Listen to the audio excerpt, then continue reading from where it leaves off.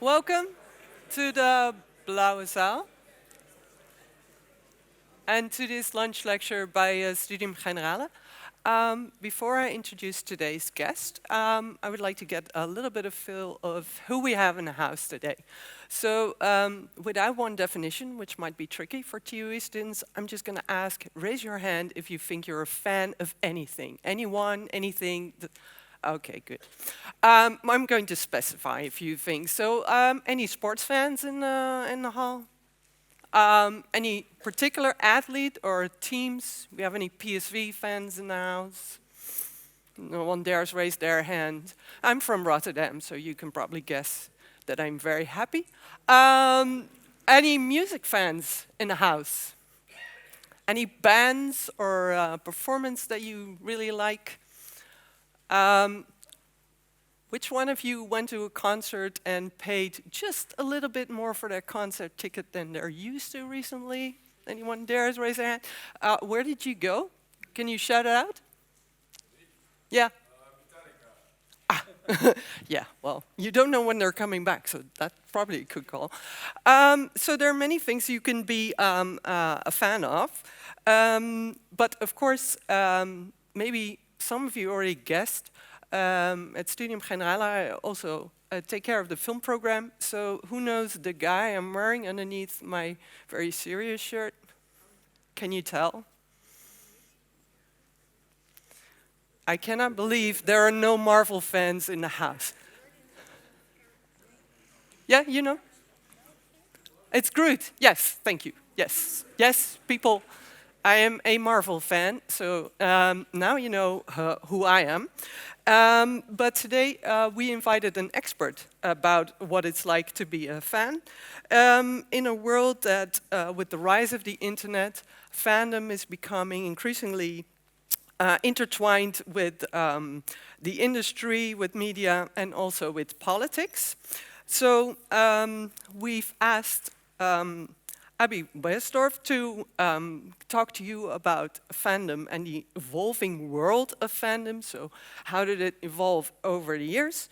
Abby Waysdorf is an assistant professor of media studies in the Humanities department of the University of Utrecht, where research interests include fandom, audience practices, the television industry, and how all these interact.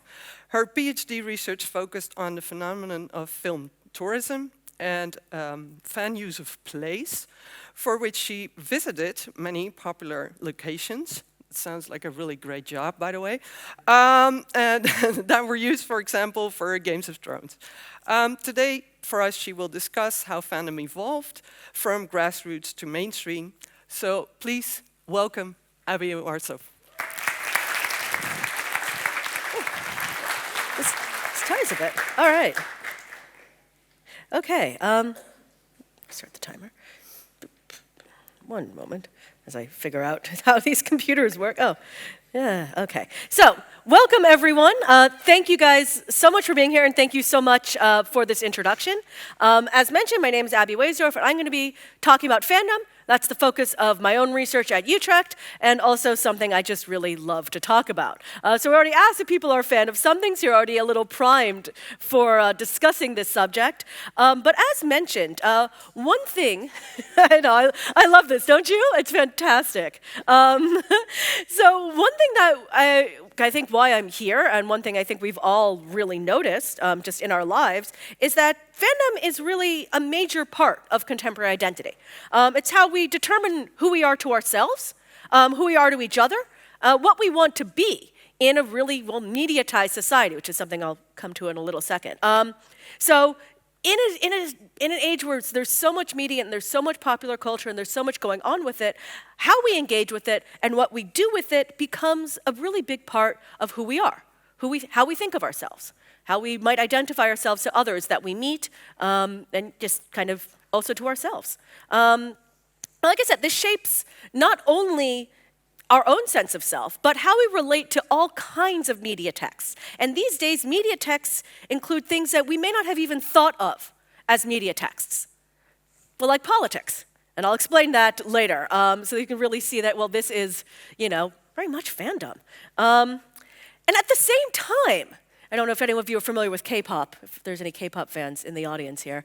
You don't have to admit to it, you can just think about it. But what's going on here is a billboard that fans got money together, put up in Times Square in New York City to celebrate the birthday of one of their favorite idols.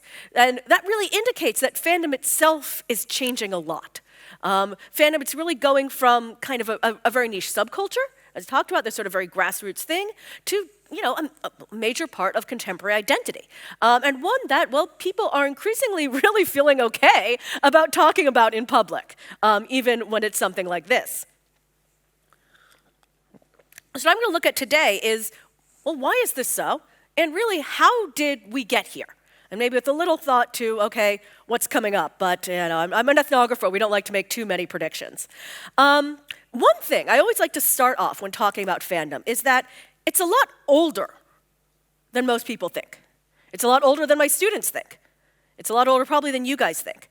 It has really old precedents. If you don't know what's going on here, these are mosaics from Roman chariot racing. Roman chariot racing, we have a few sports fans in the audience here, acted very much like contemporary sports. There were teams. You can kind of see the teams set up here. I'm sure this was much more impressive, when it was fresh and new. But there were teams. There were factions. You were, I think a red or a blue or a green. You had this kind of team identity. Famous charioteers were, well, famous. They were celebrities. And this was also, the excitement that people had for chariot racing was, given as sort of a sense of unrest. It was a problem. Just like those kids these days are way too involved with their chariot racing and their football hooliganism. You kind of see exactly the same thing in much older societies than we have now.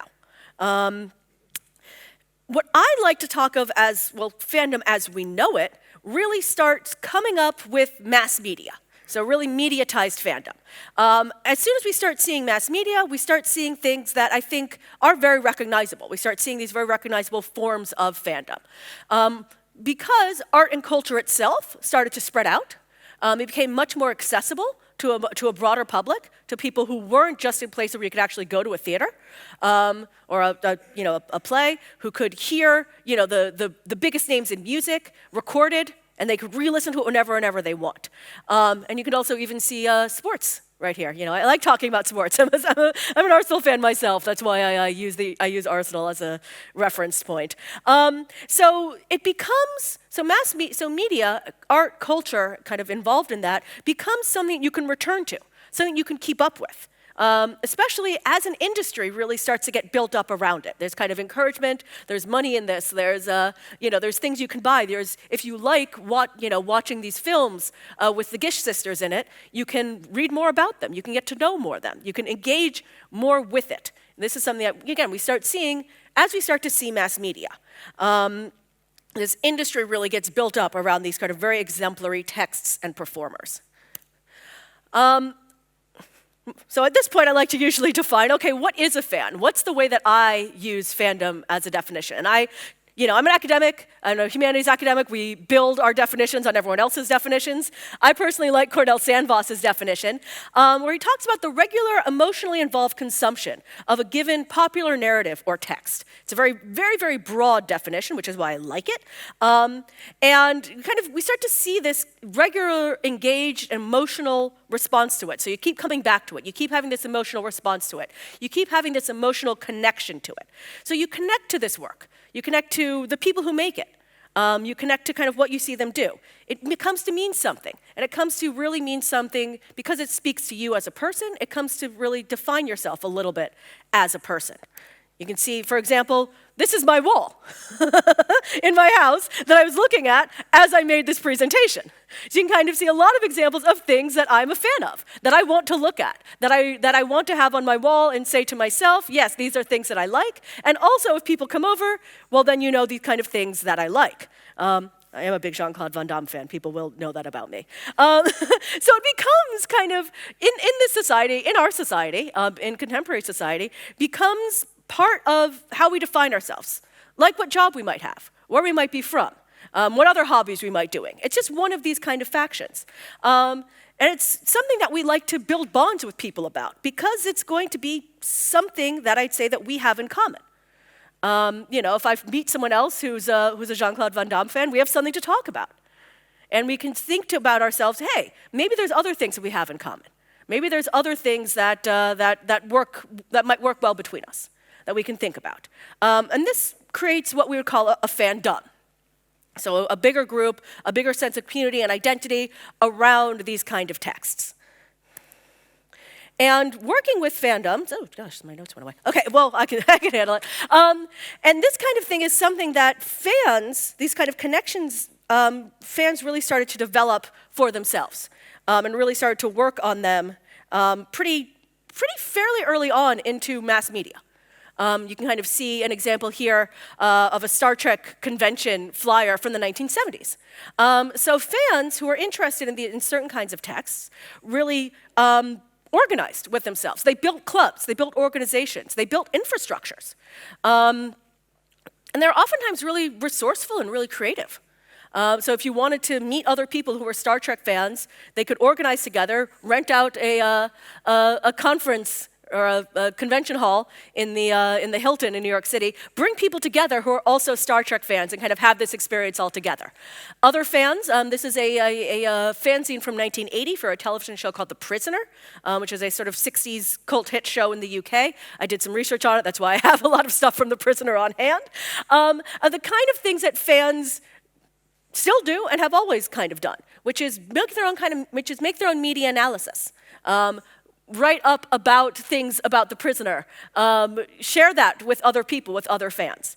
So they were really, you could talk about fans through the 20th century as really resourceful and really creative in a lot of ways. However, this doesn't mean they were always encouraged or accepted by the general public. In fact, I think fans were, and probably for a lot of people still are, thought of as really weird. You can kind of see there's an example up in the corner there. I also like Star Trek, so I tend to use a lot of that. It's still from a very infamous Saturday Night Live sketch about Star Trek fans, where William Shatner tells them all to get a life.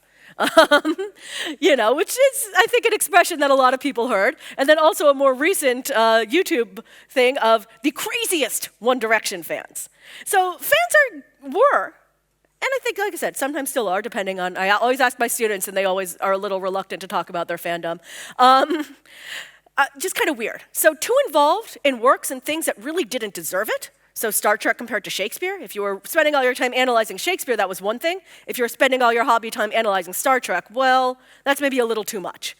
Too caught up in commercial structures, because again, this is mass media products. That's also, maybe a little bit uncool. Unable to tell fact from fiction. This is always a big thing thrown at fans. You can't tell what's real or not. Too obsessive, just kind of weird people, generally. Both for the general public, but also often for academics. So if you really look at discussions of fandom, discussions of people engaged in popular culture, kind of through the 50s, I'd say, to about the 80s, fans were kind of from all sides really considered to be somewhat of a problem. Somewhat of an, I think you may have heard the term parasocial relationship, and this was kind of a traditional kind of research from this period, kind of saying, okay, this is a problem that's in society, is people are way too attached to the people on television. We need to analyze this and figure out how to cure it. So this is kind of considered to be a little too weird, which in my opinion, it's a little brave then that people were still doing this with all of this kind of sense against them. However, this does start to change. As you can tell, the title of this talk says it does start to change. Academically, this really started to change in the 1980s and 1990s. First with more analysis paid on popular culture within the study of media and literature and kind of culture in general.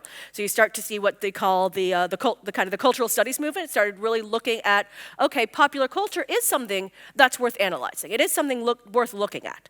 It may not be Shakespeare, but there's something going on here. It's part of our society. It's an important part of our society. We need to understand it.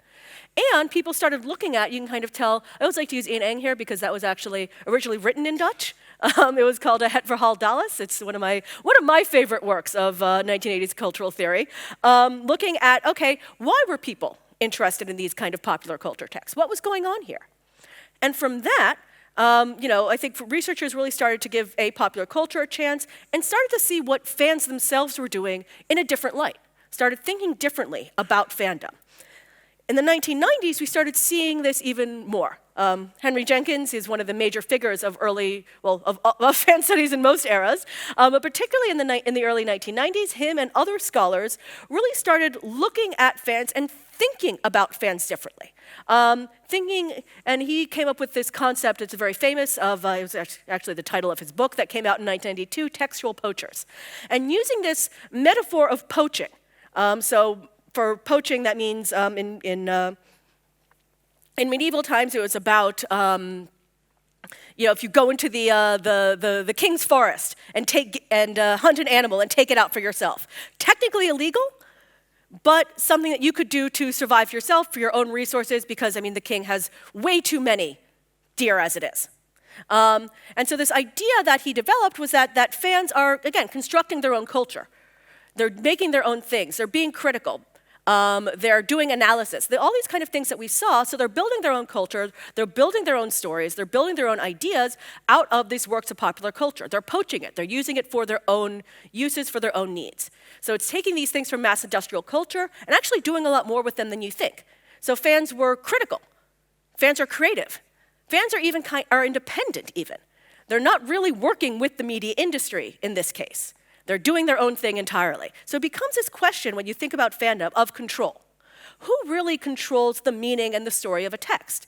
Is it the people who technically own it? Is it Paramount? Is it this large company? Or is it the people who make it their own, who make their own stories about it, who make their own spaces around it, who who do fan fiction, who do analysis?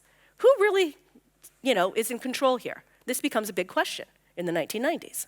At the same time, we start seeing other things developing society. Specifically, we start seeing the rise of the internet. And the internet really became a major driver of fandom. A lot of things that fans are doing now online, they were still doing before digitalization, before the internet, but the internet really helped a lot. I'm also a Simpsons fan. I'm an American of a certain age. It's everywhere. The thing about fandom in the pre-digital age is you're kind of limited. You could be a fan with other people around you. If you had funds, you could go to a convention, if there was one nearby that you could get to. But it really limited how fans saw themselves, because it kind of made that fans were kind of all the same people who could do these sort of things. And it limited who you could talk to. You're really limited to your area. Fans, as people started going online, people found this new medium really perfect for their needs. They could connect to people all over the world, to discuss their favorite shows, to find other people who are into these kind of things, the same things that they were. You can kind of see, sorry for the microphone there, that even in 1984, some of the earliest people to use the internet were, of course, scientists, and a lot of scientists are into science fiction and other kinds of things. You may have noticed this yourself here. So news groups around things like Star Trek or The Grateful Dead or other things that had fandom really started to come up. And people found, as you can kind of see here, that it's a computer bulletin board you can access from this large mainframe, and you can talk with people who like Star Trek from all over the world. Isn't that exciting? So this was really kind of a thing that would grow fandom. And people who had access to this new communicative medium found that they could use it to do a lot of the things that they were doing in person, but with more people. And as more people started to go online, we started to see this growing more and more. The internet, as we know it, one of the big things that built the internet is fans. Is people who wanted to talk with other people who like Star Trek, who like all kinds of other things. I don't know if any of you watch Succession, but this is the kind of thing that we go on there. Says what you do online a lot of the time is you don't just, and what the internet encourages is you're not just watching your favorite shows, but you're discussing it with other people. You're making jokes. You're making commentary. You're going and connecting with other people who also like these kind of things. So pop culture content, and specifically content for fans, found a great home online because it was a really great driver of attention, of engagement, of getting people to talk with you. And just getting people to, it was just something that people really liked to talk about. So fandom became more visible to everyone. Particularly, once we all got a computer. And And it also became more visible to the media industry that was starting to really fragment under this new attention economy. So at one point, there may have been 2 or 3 channels and just a few things in the theater. Now there were dozens of channels, hundreds of channels eventually, and the internet, all kinds of things for people's attention. How do we get people's attention? Well, if we can develop a fandom, that might help. Because fans, after all, are really great marketers.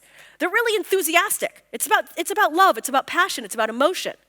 And they'll put a lot of work into the program and showing why it's important. So you can kind of see some examples here. Again, bringing back to Star Trek, but this is a Memory Alpha. It's one of the biggest fan wikis. So it's basically fans coming together themselves to put all the information you could ever need about Star Trek in one place. Easily accessible, easily searchable, maintained out of the love and enthusiasm that people have for Star Trek. And you also have things like that, by fans just kind of circulating these things among themselves, saying, okay, I love this show. You should love this show. Here's why you should love this show. Let's get involved with it. So focusing for the media industry on this passionate, engaged audience became seen as a way to get attention in this attention economy. And of course, the resources that are going to come with attention. So studios and producers found that addressing fans directly, so you can kind of see a Comic-Con here, which evolved from this kind of, more grassroots fan convention kind of thing, bringing people who like comic books together, to now something that the stars and the producer, so that's Kevin, I don't know how to say his name, the guy who runs Marvel, who runs the MCU, also there. So they have to attend now. Instead of it just being kind of a fan thing. We have actors going to the conventions and really playing up things with fans. Working with fans, encouraging them instead of dismissing them as kind of weirdos we don't really want around our product, could be really beneficial. Because after all, fans are going to go to these things. They're going to spend money on this, they're going to do this, they're going to get engaged with it, and they're going to share it with others. They're going to show this enthusiasm off. And the gatherings themselves, so the fandoms, the fans as we know them, got a lot bigger. Because of the internet, and because also this was kind of starting to be seen a little more as positive. It's kind of seen as, here's this big group of Star Wars cosplayers. Instead of aren't they weird, it's look what they could do. Look at all this stuff that they made happen. Don't you kind of want to do that yourself? Don't you kind of want to be involved in something where people are engaged and passionate and kind of interested in it? So the fandoms themselves started to build better bonds, having more of a sense of, okay, we're something that matters. We're positive. We might be a little weird, but who isn't a little weird? That makes you interesting, right? So from this kind of niche, grassroots, and sort of weird thing, considered, the domain of weirdos with way too much time on their hands, fandom becomes a lot more encouraged. It starts to mainstream. It becomes this really normalized way of engaging with media and with culture, and with anything that can really be considered part of it. And this sort of emotional engagement, this enthusiasm, because probably the most visible way of engaging with media. That's what we can see. That's what we see online. That's what we see, all these kind of things. And so all the things that a lot of people do all the time, discuss new episodes of a show when it gets released or when it gets dumped out, showing your love for your team, with more and more merchandise. All these read theories about what's going on or keep up with the news because it's a lot easier now. It's all really classic fan practices that really predate the internet and predate fandom kind of as we experience it. After all, it's enjoyable, it's fun, it builds connections and community, and it encourages a certain kind of media consumption that the media industry also wants. Because who doesn't want to show this kind of thing off? And you can kind of see, this is an example from, Primark just has his Friends collection, great, easy. BuzzFeed, all the TV and movies information that you want, coded in this kind of fandom geeky sort of way. I was at MediaMarkt the other day, I needed to get something, and big display of as many pop sockets for all the sort of the geek products that you could possibly want.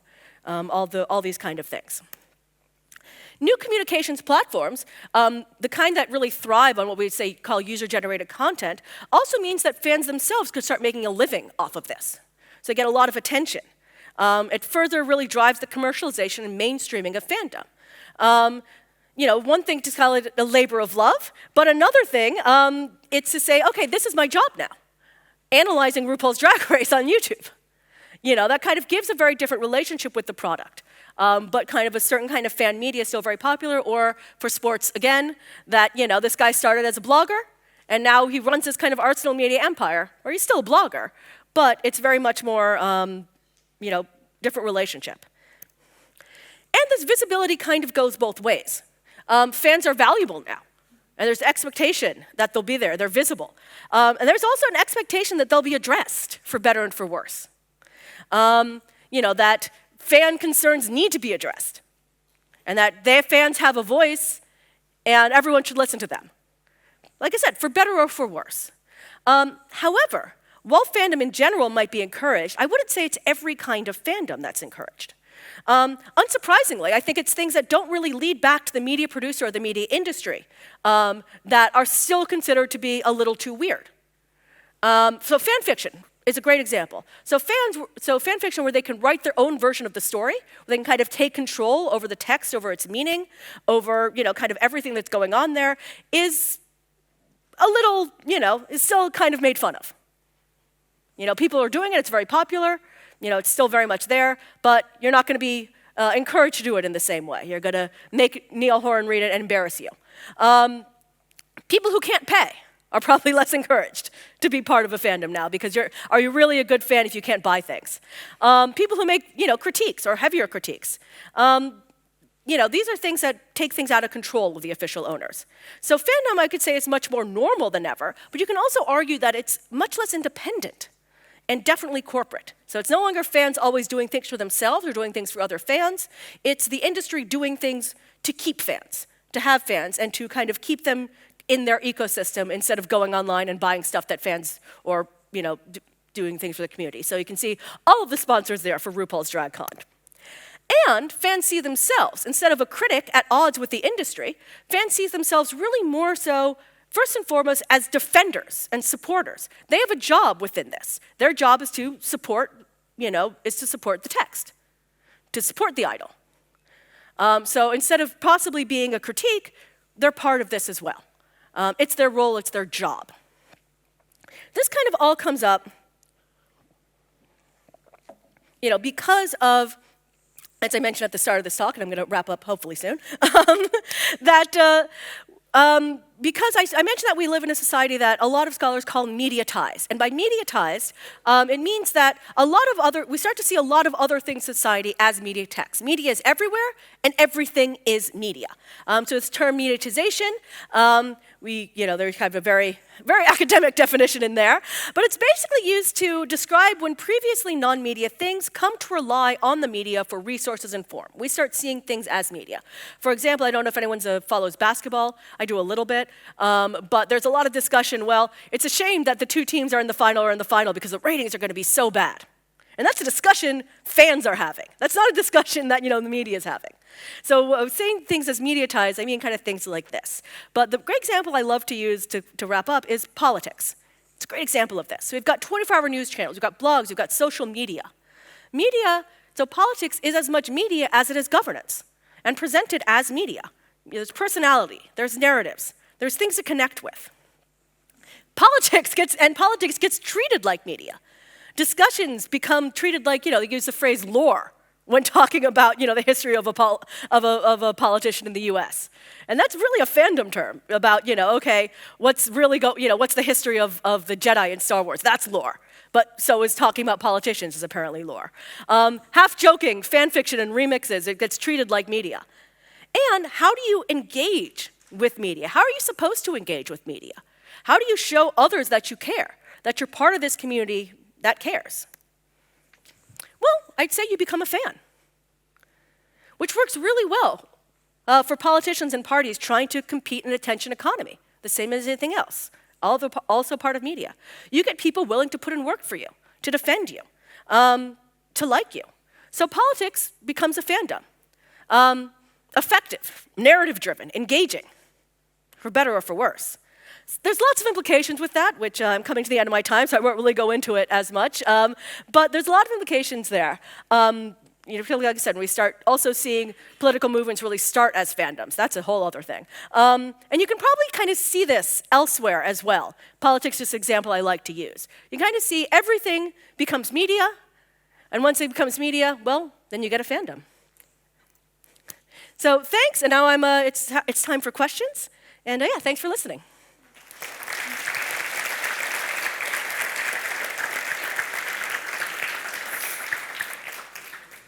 Thanks, Abby, for the great presentation.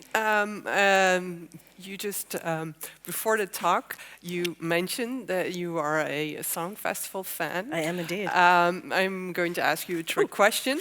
What is maybe one of the more stranger things you did as a song festival fan? I think stranger things I've did. I mean, I've been to the song festival on multiple occasions. I think that's something. And then I think also once I was when I was doing my PhD, my supervisor, lovely guy, liked to have us for a dinner sometime in the spring. Really nice suggestion. And the only time he could figure out that would work was around the day of the song festival. So I said, well, I'll go. But we have to have the grand final on. And I really did leave dinner to go watch it at his house because that was very important to me that I saw what went on at the song festival. So yeah, I think that would probably be my biggest example. Everything else I think that I do around the song festival is totally normal. Well, I'm sure we have some questions in the audience. We have a catch box. If you have a question, and raise your hands, because otherwise I'm just going to continue asking questions. The topic of today's talk was the evolving of fandom. Can you maybe predict a little bit of what you think might happen in the future? Yeah, I think it's I love making predictions, but also I find it difficult because people are really difficult to predict. People do so many things, and they don't always follow what you think they're going to do. They're not logical. That's why we have fandom to begin with. But I think one thing we start to see a lot more of is what I would call, or what I've seen in other texts called data fandom, a real focus on quantifying fandom, quantifying numbers, and using that as a way to explain what's good and what's bad. And I think that's going to continue, but there's also going to be a big backlash against that. I think of trying to kind of go for not everything is numbers. So I think there's going to be a tension between kind of this more very I can't even say it right. This very quantified way of fandom and a more sort of even maybe a little bit sort of return to some of these grassroots sort of things about fandom. And I think maybe even a backlash against fandom itself for being too mainstream. So I think that's going to be an interesting thing to keep an eye on, I think. Okay, great. I see a question from the audience. Can you throw the mic? I love that. That's amazing. Right. So you mentioned how fandom has evolved into a certain pattern where they want to defend whatever they are fans of, a sort of tribalism, if you will. It is something we see in football clubs, have seen for many, many decades, I think, and possibly in other things, and maybe are seeing more and more in politics these days. Mm-hmm. So do you consider this kind of almost radicalization a necessary conclusion of fandom, or do you think there is something more to this phenomenon? Yeah, I think it's a certain kind of fandom can end up being very radical. I think it's not inherent to fandom itself, but there's a lot of pressure kind of both from sometimes from other fans who are particularly in a setting like sports where this is going to be very normal. You have to kind of act like this to be part of the group.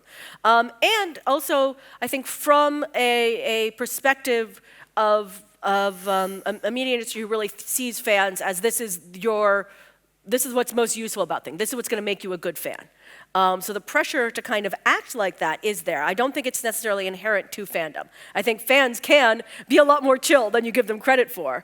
But if they're encouraged to kind of think of themselves as this is our job, this is what we should be doing, and this is what makes you a good fan, then there is this kind of pressure to really radicalize. And I think, yeah, it's in there. It's not inherent, but if it's oftentimes about choices that are made. Any more questions? Raise your hands. Can you throw it back all the way to the front? Oh.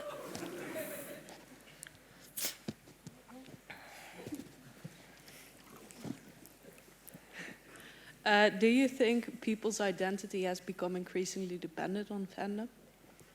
Increasingly, sorry, can you? Do you think people's identity has become increasingly dependent on fandom over the years? I still can't, what did she say? I can't hear the last word of that. If I hear you correctly, Yeah. if you think that it's become increasingly, what was the word you used? Dependent. Mandament? Dependent. Dependent. Sorry, Dependent. I didn't get the D. Okay, Dependent. I think both dependent and broader. I think there's a lot more options of ways for us to establish our identity. I think our identity is often less inherent in postmodernism, which is kind of the period we like to talk about ourselves in, than in previous eras, where kind of, okay, how you were born really determines so much about your identity. And it still does, but it's not everything now. And I think so that means that we have to kind of come up with who we are and a sense of ourselves through things other than this is the exact spot I was born in and this is my family. Again, that's still a huge part of who you are. But now there's a lot more options. And media and popular culture is one of the more dominant forces in our society. So that's one of the things that we're going to be pulling from when we start thinking about, okay, who am I? What do I like? What's my own identity compared to the identity of, being a member of my family, a member of my culture. And there's also so much in culture that you can make choices with. So I think that's why popular culture and media becomes such a big part of that, because we're all kind of looking for things to define ourselves, to understand ourselves. Thank you. Any more questions? Can you throw the mic that way again? Sorry. Can you raise your hand so she can see where she needs to throw?